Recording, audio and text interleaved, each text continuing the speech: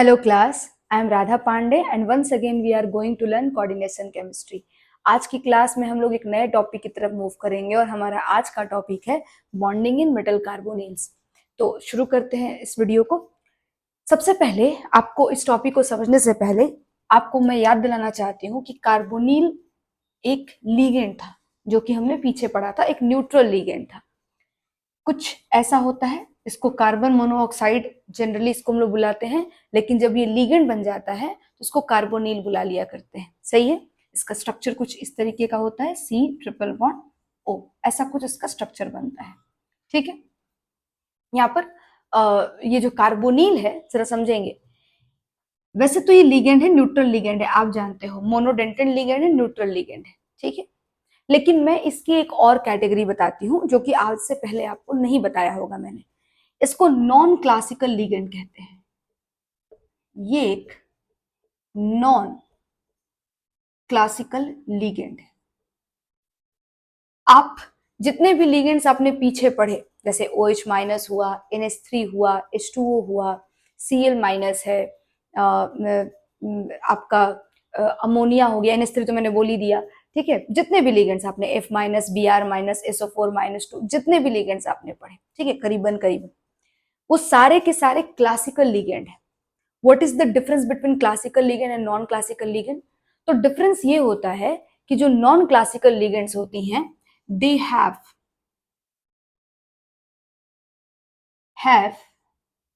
Capability और capacity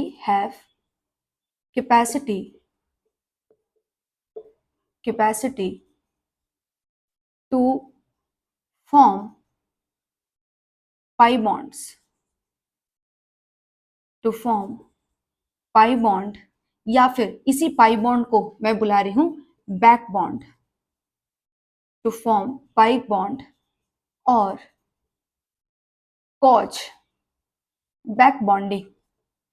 समझाती हूं आपको, देख लीजिए पहले। कॉज बैक बॉन्डिंग और सिनर्जिक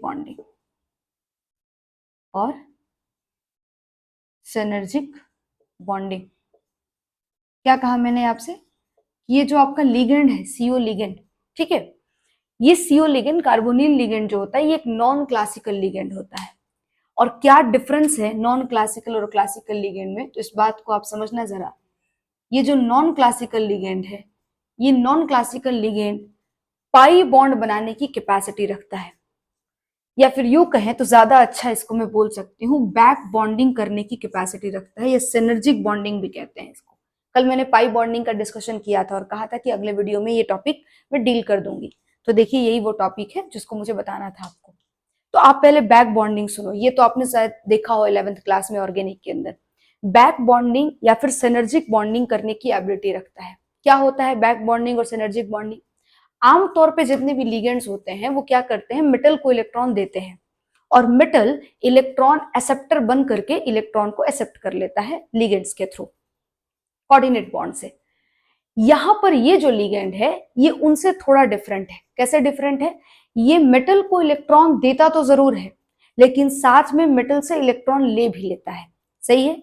जिसके वजह से यहां पर हम कह सकते हैं कि जब ये इलेक्ट्रॉन देता है तो ये बॉन्डिंग करता है, और जब ये मेटल से इलेक्ट्रॉन लेता है तो ये पलट करके वापिस इलेक्ट्रॉन लेता है, इसलिए इसको बैक बॉन्डिंग कह लेते हैं। सही है। मैं आपको दिखाती हूँ, जरा इसको देखना जरा। इस तरह के जो भी अभी देखना आप यहाँ पे, पहले मैं बना के दिखाती हूँ फिर आपको ज्यादा अच्छे से क्लियर होगा। इसे मान लो ये आपका मेटल है, ठीक है, ये आपका मेटल है, और ये मेटल के मैं यहाँ पर ऑर्बिटल्स बना लेती हूँ। ये मेटल के ऑर्बिटल्स हैं। समझना जरा, मुझे आपको क्या दिखाना है वो आप इसको समझने की कोशिश करना। ये आपका लिगेंड हो गया CO, ठीक है, इस CO का ये ऑर्बिटल्स है,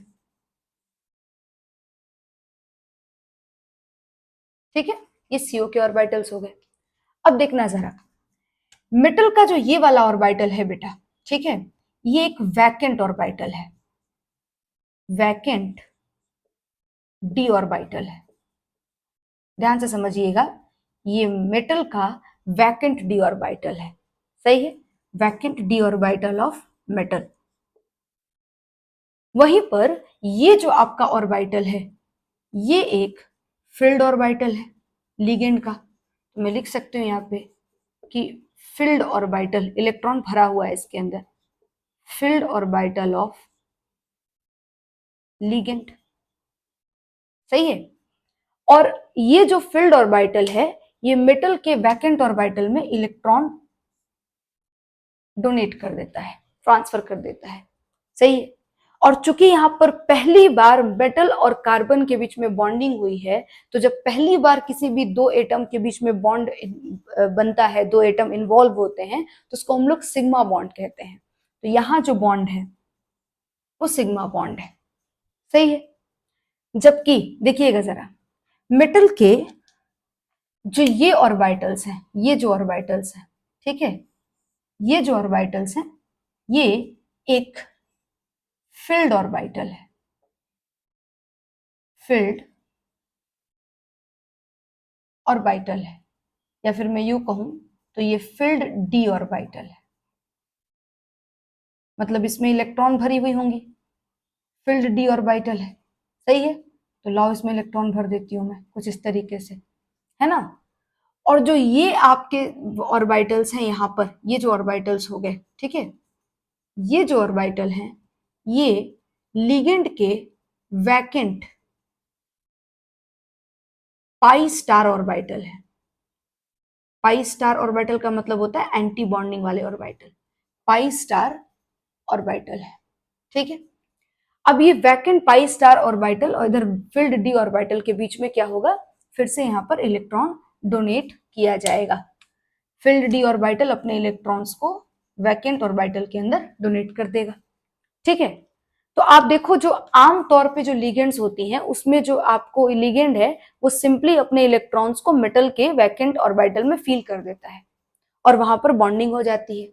जबकि यहां पर जो कंपाउंड बन रहा है इसके केस में जो आपका मेटल है उसके पास वैकेंट ऑर्बिटल तो है ही, साथ में कुछ ऑर्बिटल्स ऐसी भी हैं जो कि फील्ड हैं, और उधर जो लिगेंड है उसके पास भी कुछ ऐसे ऑर्बिटल्स हैं जो कि वैकेंट पड़े हुए हैं, और उनमें ये क्या करता है अपने इलेक्ट्रॉन्स को डोनेट कर देता है, इलेक्ट्रॉन्स डाल देता है, जिसकी वजह से यहाँ पर भी एक बॉन्डिंग क्रिएट हो जाती है। और चूंकि ये बॉन्ड दूसरी बार बना है तो मैं इस बॉन्ड को पाई बॉन्ड कह लेती हूँ, मैं इस बॉन्ड को पाई बॉन्ड कह लेती हूँ। सही है। अब आपने शायद 11th क्लास में देखा होगा केमिकल बॉन्डिंग में कि जो पाई बॉन्ड होता है वो उसका रोटेशन रिस्ट्रिक्टेड होता है क्योंकि उसकी दो ऑर्बिटल्स ऊपर में भी ओवरलैप करती हैं और नीचे में भी दो ऑर्बिटल्स ओवरलैप करती हैं। तो श्योरली यहाँ पे ये वाली ऑर्बिटल्स भी ओवरलैप कर रही होंगी, सेम नेचर की होंगी तो इधर ओवरलैप करेंगी और इधर इधर ओवरलैप करेंगी। सही है क्या? ठीक है। लेकिन अल्टीमेटली है ये एक ही पाई बॉन्ड, इसको दो पाई बॉन्ड नहीं कंसिडर करना। ठीक है। ये दिखाने का तरीका होता है, ऑर्बिटल्स के ओवरलैपिंग को दिखाने का तरीका होता है।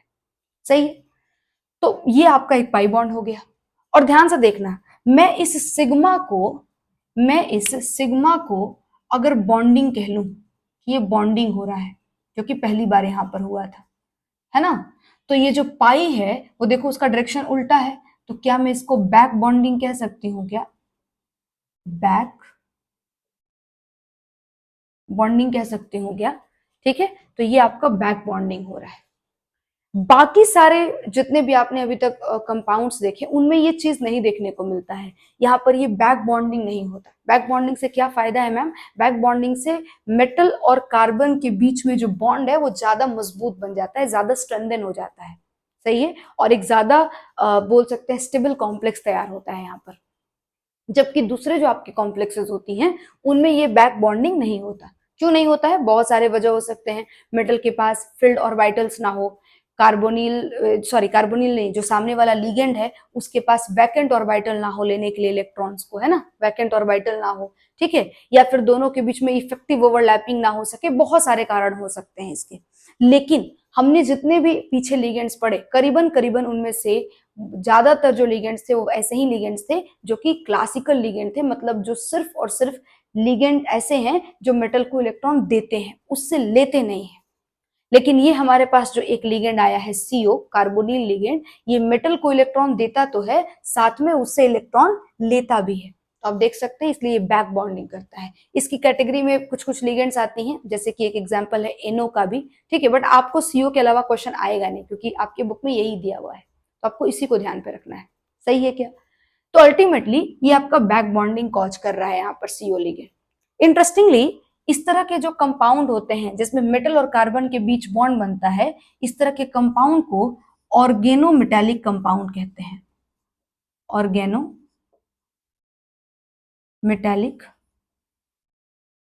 कंपाउंड कहा जाता है।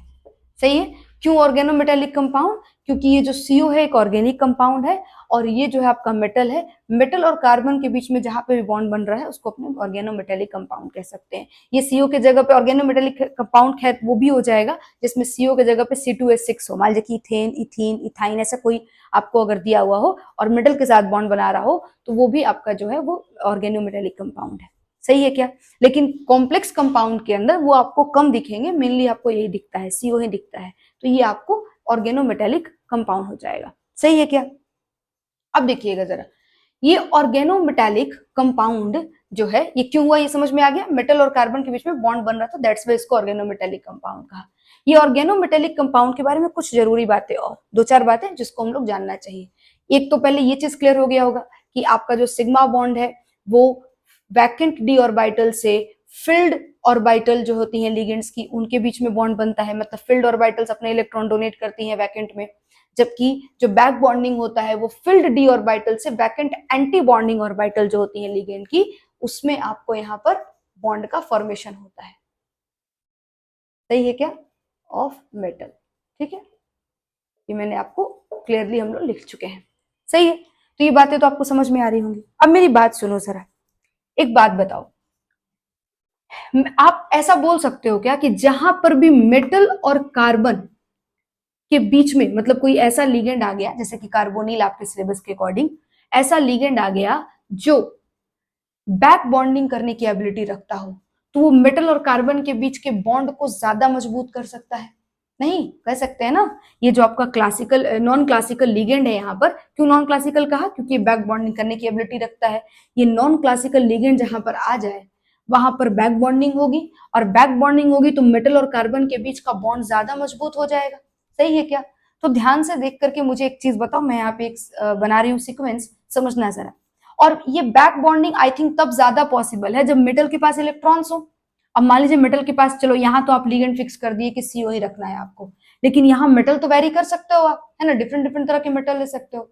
अब बताओ कौन सा मेटल ज्यादा बेहतर होगा, जिसके पास इलेक्ट्रॉन्स हो अच्छे खासे नंबर में, या जिसके पास इलेक्ट्रॉन की काफी ज्यादा डिफिशियंसी हो, कमी हो, वो ज्यादा अच्छा बैक बॉन्डिंग करेगा? श्योरली वो मेटल जिसके पास इलेक्ट्रॉन्स खूब सारे हैं, है ना। तो समझना जरा, मैं यहाँ पर एक सीक्वेंस लिख रही हूँ और बताना कि ये सही है या नहीं है। ठीक है, फिर से क्वेश्चन भी करेंगे तो आपको और क्लैरिटी आ जाएगी। देखना, मैं लिख रही हूं कि more negative charge on metal, किसी मेटल पर जितना ज्यादा नेगेटिव चार्ज होगा, ठीक है, वो उतना अच्छा बैक बॉन्डिंग करेगा। कॉज बैक बॉन्डिंग, वो उतना अच्छा बैक बॉन्डिंग करेगा, है ना। और जितना अच्छा बैक बॉन्डिंग करेगा, बताना जरा, उतना metal carbon bond strength, metal carbon, है ना, मेटल कार्बन के बीच का जो बॉन्ड स्ट्रेंथ है वो मजबूत होगा। बॉन्ड स्ट्रेंथ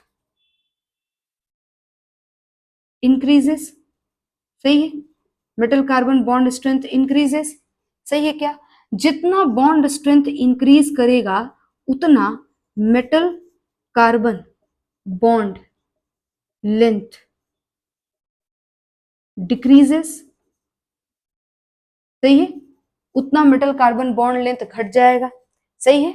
और देखना जरा, मेटल कार्बन, अब एक चीज और बताओ, जब कार्बन मेटल के साथ ज्यादा इन्वॉल्व हो रहा है, ज्यादा बॉन्ड मजबूत बन रहा है, इनके बीच में इलेक्ट्रॉन का लेना देना बढ़ गया है, शेयरिंग बढ़ गया है, इलेक्ट्रॉन्स काफी ज्यादा, यहाँ पर इलेक्ट्रॉन डेंसिटी बढ़ गया, इलेक्ट्रॉन का मेटल और कार्बन के बीच का इन्वॉल्वमेंट बढ़ गया है, तो तुम बताओ कि जब ये कार्बन इधर ज्यादा इन्वॉल्व होगा तो डेफिनेटली ऑक्सीजन की तरफ इसका ध्यान कम जाएगा, है ना, और ये उसके साथ उतना अच्छे से इन्वॉल्व नहीं हो पाएगा। सही है क्या? जितना ज्यादा मेटल से इन्वॉल्व होगा उतना ऑक्सीजन से कम इन्वॉल्व होगा। सही है। तो मैं कह सकती हूँ क्या कि metal carbon bond strength increases. अगर मेटल और कार्बन के बीच का बॉन्ड स्ट्रेंथ बढ़ जाता है तो कार्बन ऑक्सीजन के बीच का बॉन्ड स्ट्रेंथ गिर जाएगा। कह सकती हूँ क्या? बिल्कुल। तो आओ जरा लिख लेते हैं इस बात को भी कि carbon oxygen bond strength decreases. सही है क्या? और कार्बन ऑक्सीजन के बीच का बॉन्ड स्ट्रेंथ अगर कम हो जाए तो अल्टीमेटली जरा बताना मुझे, मैं यहां कह सकती हूं क्या कि carbon oxygen bond length, bond length, रुको उसको थोड़ा स्पेस और लेके लिख लेती हूं मैं। Carbon oxygen bond length increases. सही है क्या? है ना? और जरा बताना मुझे कि कार्बन ऑक्सीजन के बॉन्ड लेंथ अगर गिर जाएंगे, कार्बन ऑक्सीजन के बीच का जो बॉन्ड लेंथ है अगर वो आपको घट जाएगा नहीं बढ़ जाएगा, क्योंकि बॉन्ड स्ट्रेंथ यहाँ पर क्या हो रहा है, इसका कार्बन ऑक्सीजन के बीच का जो बॉन्ड स्ट्रेंथ है वो कम हो गया है, तो कार्बन ऑक्सीजन के बीच का जो बॉन्ड लेंथ है वो इंक्रीज कर गया है। अब आपने एक टर्म पढ़ा होगा बॉन्ड ऑर्डर। सही है क्या? आपने एक टर्म पढ़ा होगा बॉन्ड ऑर्डर। बताइएगा, अगर बॉन्ड ज्यादा मजबूत हो तो बॉन्ड ऑर्डर भी ज्यादा होता है। सही है क्या? तो मैं कह सकती हूँ कि कार्बन ऑक्सीजन के बीच का बॉन्ड स्ट्रेंथ गिर गया है, तो यहाँ का जो बॉन्ड ऑर्डर होगा वो भी गिर गया होगा। ठीक है, यहाँ पर बॉन्ड स्ट्रेंथ बढ़ गया है तो यहाँ का जो बॉन्ड ऑर्डर होगा वो भी बढ़ गया होगा। सही है, ये सारे टर्म्स में क्वेश्चन आता है इसलिए मैंने सब लिख दिया है। फिर से सुन लो जरा एक बार, मैंने क्या कहा? मैंने कहा कि मेटल के ऊपर नेगेटिव चार्ज जितना ज्यादा होगा उतना अच्छा बैक बॉन्डिंग होगा। जितना अच्छा बैक बॉन्डिंग होगा मेटल कार्बन उतना करीब आएंगे। मेटल कार्बन जितना करीब आएंगे बॉन्ड लेंथ घटेगा, बॉन्ड स्ट्रेंथ बढ़ेगा और बॉन्ड ऑर्डर भी बढ़ेगा। और जितना ये दोनों करीब आएंगे उतना कार्बन ऑक्सीजन दूर जाएगा, तो बॉन्ड लेंथ इंक्रीज करेगा, बॉन्ड स्ट्रेंथ कम हो जाएगा और बॉन्ड ऑर्डर भी कम हो जाएगा। सिंपल सिंपल सी बातें कही हैं जो कि सब तुम जानते हो, ये सब 11th क्लास की बातें हैं जिसको मैंने यहाँ पर थोड़ा सा जोड़ के लिख दिया है। सही है, तो कुल मिला जुला करके हमारा यहाँ पर मेटल कार्बोनिल्स के बारे में काफी सारा इंफॉर्मेशन लिख लिया। सबसे पहले कार्बोनिल जो था वो सीओ था। मैंने आपको बोला ये नॉन क्लासिकल लिगेंड होता है क्योंकि ये सिनर्जिक बॉन्ड बनाने की एबिलिटी रखता है। ठीक है, इस बॉन्ड सिनर्जिक बॉन्ड बनाने को, ठीक है, या पाई बॉन्ड जो बनाने को या बैक बॉन्ड बनाने को सिनर्जिक इफेक्ट भी कहा जाता है। ठीक है, तो क्या लिखते हैं कि ये cause synergic effect, cause synergic effect, है ना? ये सिनर्जिक इफेक्ट भी सीओ जो है वो सिनर्जिक इफेक्ट भी कॉज करते हैं। क्यों सिनर्जिक इफेक्ट कॉज करते हैं? क्योंकि सिनर्जिक बॉन्ड बनाते हैं। सही है क्या? या बैक बॉन्ड बनाते हैं। ठीक है, चलो फिर मैंने आपको बता दिया कि जो यहाँ पर बैक बॉन्डिंग हो रही है वो किस किस के बीच में हो रही है। तो बैक बॉन्डिंग हो रही है भाई, तो पहले तो बॉन्डिंग होती है किसके बीच में? जो आपका लिगेंड है, सीओ लिगेंड है, वो सीओ लिगेंड अपने फील्ड ऑर्बिटल से इसके वैकेंट ऑर्बिटल में इलेक्ट्रॉन को डोनेट करता है और जो पहला बॉन्ड बनता है वो पाई बॉन्ड बनता है।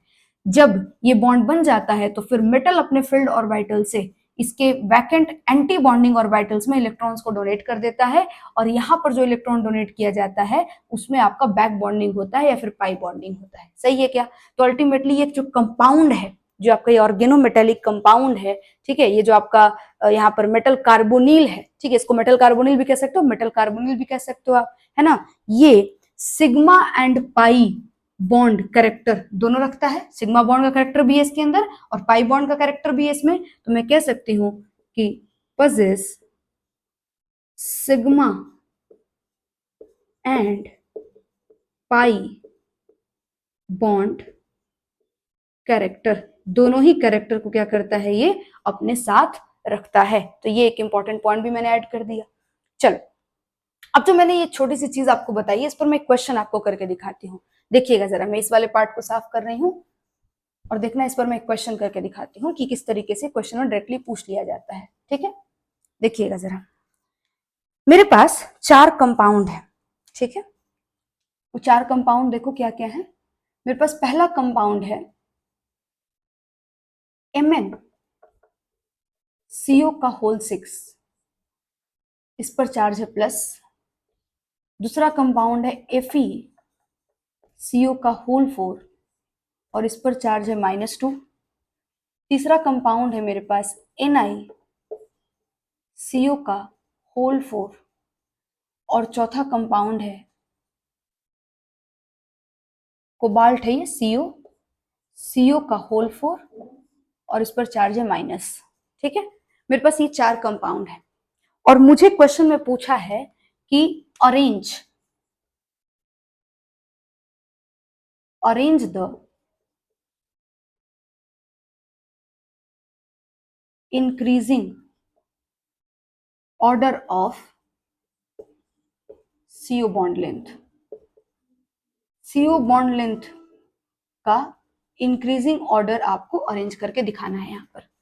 सही है, कुछ भी पूछता कुछ भी जवाब दे सकते थे, मैं आपको करके दिखाती हूँ, समझना जरा, सोचना जरा। CO बॉन्ड लेंथ का ऑर्डर आपको बताना है और बढ़ता आपको इंक्रीजिंग ऑर्डर बताना है ना। तो मतलब सबसे ज्यादा बॉन्ड लेंथ CO का कहाँ होगा? कार्बन और ऑक्सीजन का बॉन्ड लेंथ सबसे ज्यादा कहाँ होगा? जहां मेटल कार्बन का बॉन्ड बहुत कम होगा। ठीक है, मतलब यहाँ पे बॉन्ड लेंथ, मेरी बात समझो, देखो CO बॉन्ड लेंथ जहां पर ज्यादा है, CO बॉन्ड लेंथ जहां पर ज्यादा है वहां मेटल कार्बन के बीच का बॉन्ड लेंथ कम होगा। इसका बॉन्ड लेंथ कम होगा मतलब इनके बीच में बॉन्ड बहुत मजबूत है, और बॉन्ड बहुत मजबूत है मतलब कि यहाँ पर बैक बॉन्डिंग हो रखा है और खूब बढ़िया बैक बॉन्डिंग हुआ है। और बढ़िया बैक बॉन्डिंग वहां होगा जहां मेटल के ऊपर नेगेटिव चार्ज होगा। सही है, तो आओ जरा मेटल का यहाँ पे चार्ज निकाल के देखो जरा कितना होगा। इस Mn का चार्ज निकालना, इस Mn पर प्लस आएगा। ठीक है, इसका चार्ज 0 होता है तो निकाल के देखना, इस पर प्लस आ जाएगा। Fe का चार्ज -2 आएगा, Ni का चार्ज 0 आएगा और CO का चार्ज माइनस आ जाएगा। सही है, सबसे ज्यादा चार्ज कहां पर है? अब यहाँ पे इस बात से कंफ्यूज नहीं होना कि मैडम मेटल पे तो नेगेटिव चार्ज होता नहीं, क्वेश्चन में जो दिया उसी को डील करना है, ये question already previous year question है। सही है, तो आपको यहाँ पर Fe के ऊपर नेगेटिव चार्ज दे रखा है और ये इन्होंने जो दिया उसको आपको समझना है कि स्टेबल कॉम्प्लेक्स दे रखे होंगे, है ना, तो आपको क्वेश्चन को डील करना है। सही है, दूसरे बातों में नहीं उलझना। तो इसमें सबसे ज्यादा चार्ज Fe के ऊपर ही है, -2 है ना। और मैं इसकी नंबरिंग कर लेती हूँ, मान लो इसको मैं बोल रही हूँ 1, इसको बोल रही हूँ मैं 2, इसको मैं बोल रही हूँ 3 और मैं इसको बोल रही हूँ 4। ठीक है, तो सबसे ज्यादा नेगेटिव चार्ज जो है, अगर मैं यहाँ पर बोलूं कि मैं पहले बनाती हूँ order of metal carbon bond strength, जितना ज्यादा अच्छा बैक बॉन्डिंग होगा उतना मेटल कार्बन के बीच का बॉन्ड मजबूत होगा। तो मैं इस पर पहले ऑर्डर बना लेती हूँ, फिर मैं आपके क्वेश्चन पर आ जाऊंगी। ठीक है, तो देखना जरा, सबसे ज्यादा अच्छा बॉन्ड स्ट्रेंथ होगा यहीं पर क्योंकि यहाँ पर बैक बॉन्डिंग सबसे अच्छा होगा, तो सेकंड वाले में, है ना। फिर उससे कम किस में होगा? फोर्थ वाले में, क्योंकि उसके बाद उसके पास नेगेटिव चार्ज है। इसके पास तो पॉजिटिव चार्ज है, इसके पास 0 है, मतलब कम से कम इलेक्ट्रॉन निकला नहीं है, कुछ तो इलेक्ट्रॉन है ना, इसके कंपैरिजन तो ज्यादा इलेक्ट्रॉन है यहाँ पे। तो फिर आपका तीसरा नंबर वाला उससे अच्छा होगा, और सबसे कम जहां पर बैक बॉन्डिंग होगा वो आपका फर्स्ट नंबर वाला होगा। ठीक है, मतलब सबसे ज्यादा बॉन्ड स्ट्रेंथ, ध्यान से सुनना, सबसे ज्यादा बॉन्ड स्ट्रेंथ आपका इस कंपाउंड में होगा, है ना। मेटल और कार्बन के बीच का बॉन्ड स्ट्रेंथ सबसे ज्यादा यहीं पर होगा। तो सबसे ज्यादा बॉन्ड स्ट्रेंथ है तो बॉन्ड लेंथ क्या होगा? यहाँ पर सबसे कम होगा, और बॉन्ड लेंथ सबसे कम होगा। ठीक है, किसके किसके बीच का? मेटल और कार्बन के बीच का, क्योंकि ये बॉन्ड स्ट्रेंथ मेटल और कार्बन का डिस्कस हो रहा है। तो मेटल कार्बन का बॉन्ड स्ट्रेंथ सबसे ज्यादा, तो बॉन्ड लेंथ यहाँ पर सबसे कम, और मेटल कार्बन का बॉन्ड लेंथ सबसे कम, तो कार्बन ऑक्सीजन का बॉन्ड लेंथ सबसे ज्यादा। सही है, कार्बन ऑक्सीजन का बॉन्ड लेंथ क्या हो जाएगा? सबसे ज्यादा हो जाएगा। तो सबसे ज्यादा यहाँ पर कार्बन ऑक्सीजन का बॉन्ड लेंथ होगा। अब तुमको इंक्रीजिंग ऑर्डर लिखना है, सही है, तो इंक्रीजिंग ऑर्डर लिखना है तो बस इसी ऑर्डर को पलट के लिख दोगे। ठीक है, increasing order of CO bond length कितना हो जाएगा बेटा, बताइएगा जरा। तो सब इंक्रीजिंग ऑर्डर, तो सबसे जिसका कम है CO बॉन्ड लेंथ, है ना, उसको पहले लिख लो जो कि पहला वाला है, फिर उससे ज्यादा थर्ड में, फिर फोर्थ में, एंड देन फिर सेकंड में। इसमें सबसे अधिक मेटल कार्बन बॉन्ड स्ट्रेंथ है इसलिए उसका बॉन्ड लेंथ सबसे कम है, तो CO बॉन्ड लेंथ सबसे ज्यादा है। तो ये आपका आंसर हो गया, this is the answer. Hope so आपको समझ आया होगा। सही है, तो देख लीजिए इसी के बेसिस पे किया था हमने, है ना। अब यहाँ पर CO बॉन्ड लेंथ पूछा है, कल को मेटल कार्बन का बॉन्ड स्ट्रेंथ भी पूछ सकता है, मेटल कार्बन का बॉन्ड लेंथ भी पूछ सकता है, बॉन्ड ऑर्डर भी पूछ सकता है, कुछ भी पूछेगा अपने आंसर कर देंगे, है ना, क्योंकि ये ऑर्डर हमको पता है किस तरह से काम करता है। सही है, चलिए ये एक चीज हो गई। एक आखिरी चीज जो मैं आपको यहाँ बताना चाहती हूँ, देखिएगा जरा,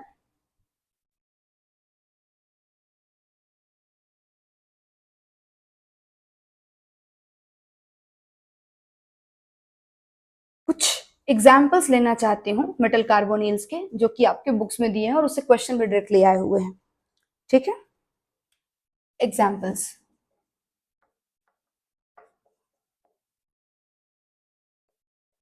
देखना जरा एग्जाम्पल्स में, मैं यहाँ पर एक तो मैंने यहाँ पर आपको कंपाउंड तो मैंने बहुत सारे लिखे थे, पर जो आपके बुक में दिया मैं वो करके दिखाती हूँ। ठीक है, तो सबसे पहले मैं आपको दिखा रही हूँ NI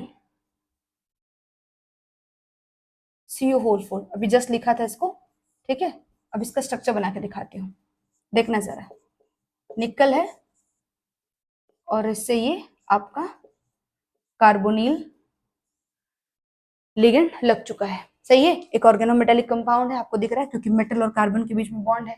ठीक है, और यहाँ पर सिग्मा और पाई बॉन्ड दोनों एग्जिस्ट करते होंगे। ठीक है, तो ये आपका एक NiCO4 का स्ट्रक्चर हो गया, और आप स्ट्रक्चर को देख के पहचान सकते हो कि ये ज्योमेट्री जो होगा वो क्या होगा, टेट्राहेड्रल हो जाएगा।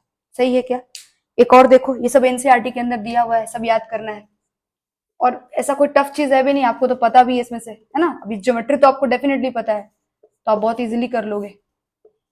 बस एक बार देख लो इसको, FeCO का होल 5, आप ही बता दो कैसा बनेगा ये FeCO का होल 5। ठीक है, कैसा हो जाएगा, Fe, है ना, और इससे ये रहा CO, ये रहा CO, और ये रहा फिर से आपका CO, इक्वेटोरियल बॉन्ड्स बन गए, ये रहा आपका एक्सियल बॉन्ड। ठीक है, तो ये आपका ज्योमेट्री हो गया इसका क्या, ट्राइगोनल बाइपिरामिडल, ट्राइगोनल बाइपिरामिडल।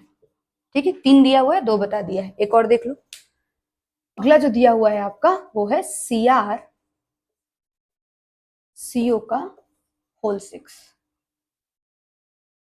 ठीक है, अब इसको कैसे करोगे अरेंज, आप करो अरेंज, CrCO, ये रहा आपका CO, ये फिर से CO, and this is also CO। ठीक है, तो ये ज्योमेट्री आप खुद से देख लो, है ना, स्क्वायर, है ना, अभी 2 दिन पहले ही पढ़ रहे थे हम लोग इसको, स्क्वायर बाय पिरामिडल है ये, है ना, मतलब ये ऑक्टाहेड्रल है। सही है क्या? तो ये आपका ऑक्टाहेड्रल हो जाएगा।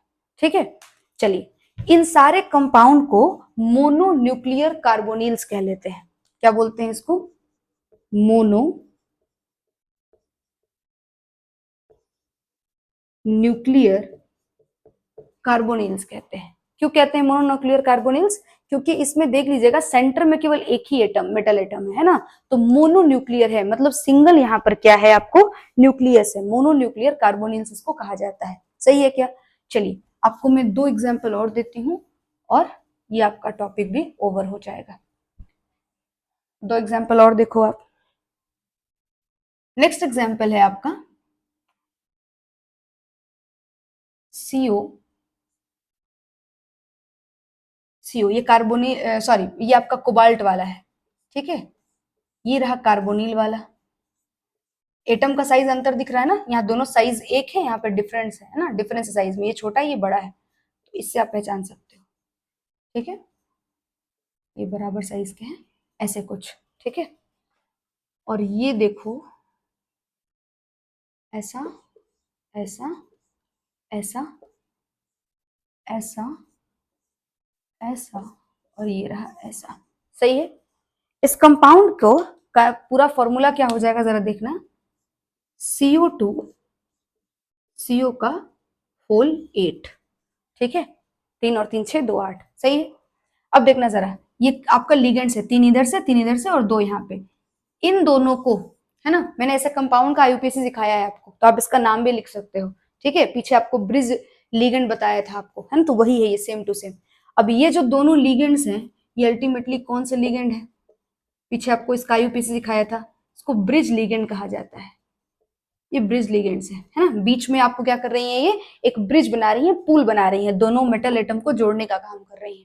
सही है क्या? तो ये ब्रिज लिगेंड कहे जाएंगी। ये जेईई में पेपर में क्वेश्चन पूछा हुआ है कि आपको ये कंपाउंड का ये फॉर्मूला दे दिया उन्होंने और पूछ लिया है कि इसमें कितने ब्रिज लिगेंड्स हैं, तो आपको पहले तो इसका स्ट्रक्चर बनाने आना चाहिए, और जब स्ट्रक्चर बना लीजिएगा तो फिर लिगेंड को तो आप इजिली गिन लीजिएगा।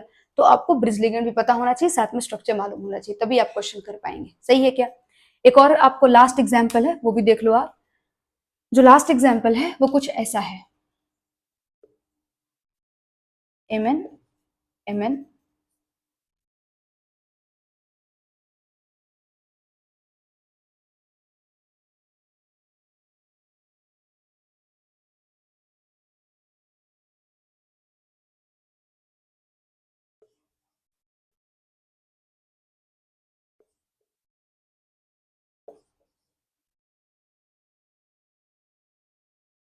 सही है, ये आपका कंपाउंड है, ठीक है। और इसका फॉर्मूला क्या हो जाएगा, Mn2, दो मेटल है ना, दो मेटल के एटम है, और लिगेंड कितने हैं, CO का होल 10, 3 2 5 और ये 3 2 5, ठीक है, CO का होल 10, ठीक है। तो ये आपका हो गया। और आप अभी मैंने उन सारे कंपाउंड्स को लिखा था मोनो न्यूक्लियर कार्बोनिल्स, बता दो इसको क्या लिखना चाहिए, पोली न्यूक्लियर कार्बोनिल्स, है ना। ये पोली न्यूक्लियर कार्बोनिल्स है, क्योंकि यहाँ पर सेंटर में एक मेटल एटम नहीं है, एक से ज्यादा है, दैट्स वाई इसको पोली न्यूक्लियर कार्बोनिल्स कह लिया। तो कुछ इस तरीके का आपका ये एग्जाम्पल्स दिया हुआ था, जो कि मैंने यहाँ पे डील कर लिया है, ठीक है। अब ये पूरा का पूरा जो चीज है, इस पे ही आपको क्वेश्चन पूछा गया है, ठीक है, जिसमें मैंने एक क्वेश्चन आपको करके दिखा दिया, और जो दूसरा सवाल है इसके अंदर, जो बॉन्डिंग इन मेटल कार्बोनेट्स में सवाल है, वो सीधे यही है, किसी स्ट्रक्चर को आपको बनाना वहां पे होगा, मतलब स्ट्रक्चर नहीं पूछा है, ये फॉर्मूला दिया है, पूछा है ब्रिज लिगेंड का नाम बताओ, ठीक है। या फिर और भी, जैसे मान लो इसको बना दिया, उसने पूछा MnCO के कितने बॉन्ड है, ठीक है, तो आपको काउंट करके वो बताना पड़ सकता है, तो आपको स्ट्रक्चर पता रहेगा तभी कर पाओगे आप। तो ये सारी चीजें आपको ध्यान में रखनी होंगी, ठीक है। आज के लिए इतना ही करते हैं, मिलते हैं नेक्स्ट वीडियो में। Thank you.